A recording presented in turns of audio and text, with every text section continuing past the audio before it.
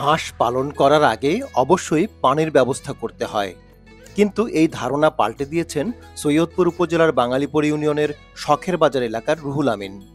তিনি পানি ছাড়াই 2 একর জমিতে গড়ে তুলেছেন হাঁসের খামার। এখন তিনি একজন সফল ব্যবসায়ী ও হাঁস পালনে হয়ে উঠেছেন এক অনন্য উদাহরণ। পিকিং স্টার 13 প্রজাতির হাঁস পালন করে এর সফলতা আসে রুহুল আমিনের।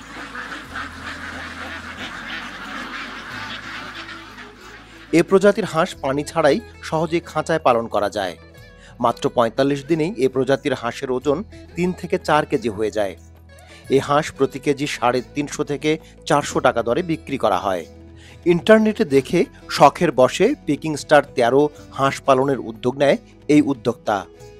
এই হাঁস পালনের পাশাপাশি তিনি ভার্মি কম্পোস্ট সার তৈরি শুরু করেন। এতেই ধরা দিয়েছে সফলতা। তো আমি অনেক দিন থেকেই করতেছি হাঁসের এখন রানিং আমার কাছে আছে 2000 প্লাস হাঁস, যেগুলো রেডি হয়ে গেছে প্রায়। আমি 2 শিফটে করছি, 1100 করছি। 1100 বাচ্চা তোলার 1 সপ্তাহ পরে আবার 1100 বাচ্চা তুলছি। একটা বিক্রি করতে করতে আর একটা রেডি হয়ে যাবে। তবে প্রাণী সম্পদ অধিদপ্তর থেকে তাকে কোনো সহযোগিতা করা হয়নি বলে জানান খামারি রুহুল আমিন।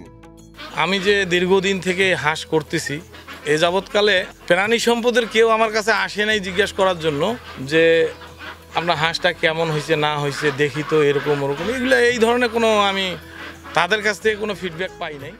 সফল এই উদ্যোক্তার হাঁস পালন দেখে অনেকেই হাঁস পালনে আগ্রহী হয়ে উঠছেন। তারাও স্বল্প পরিসরে হাঁস পালন শুরু করেছেন। পিকিং স্টার হাঁস একজন আসলে লাভজনক। এই বর্তমানে সৈয়দপুরে এই হাঁসের অনেক চাহিদা আছে।